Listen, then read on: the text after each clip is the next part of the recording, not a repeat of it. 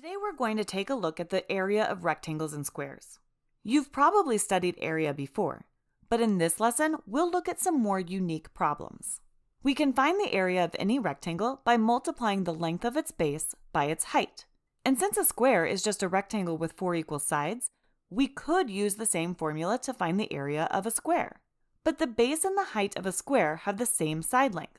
So we can say that the area of a square is equal to the square's side length times itself, or the side length squared.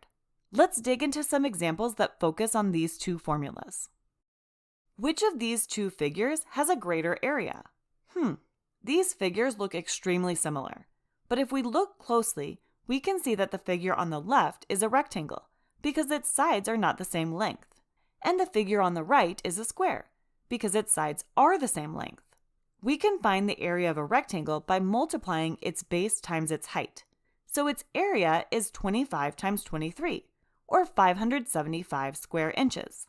We can find the area of a square by squaring the length of its sides. So its area is 24 squared, or 576 square inches. So the figure on the left has an area of 575 square inches, and the figure on the right has an area of 576 square inches. That means the figure on the right has a greater area. Let's check out another example. What is the missing length for this rectangle? This time we know the area of this rectangle, but we're missing its height. Let's use the formula for the area of a rectangle to find the missing length. Remember, the area of a rectangle equals the length of its base times its height. Let's substitute what we know into our equation. The area is 60 square millimeters. The base is 12 millimeters. And we can represent the height with v. Now we can solve for v by dividing both sides of our equation by 12. 60 divided by 12 is 5, so v is equal to 5 millimeters. This means the height of the rectangle is 5 millimeters. Here's another example. This time we need to find the missing side length of a square. We know that the square's area is 225 square feet. So how can we find its side length? Well, to find the area of a square, we would square its side length. So to find the side length, we can just take the square root of the area. Let's substitute what we know into this formula and use it to find the missing length. The area is 225 square feet, and we can represent the missing side length with m. Now we'll solve for m by taking the square root of both sides of our equation. The square root of 225 is 15, so m is equal to 15. And the square has side lengths of 15 feet. Let's try one last example.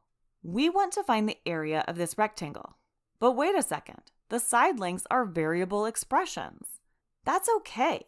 We can still find the area by multiplying the length of the rectangle's base by its height. So the area is equal to x plus 3 times x plus 7. To multiply two binomials, we distribute each term of the first binomial to the second binomial. First, let's distribute x. X times x is x squared, and x times 7 is 7x. Then distribute 3.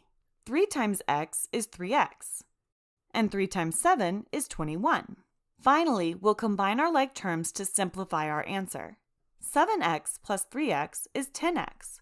So the area of this rectangle is x squared plus 10x plus 21. That's it. Great job! Thanks for watching and good luck trying more problems like these on your own.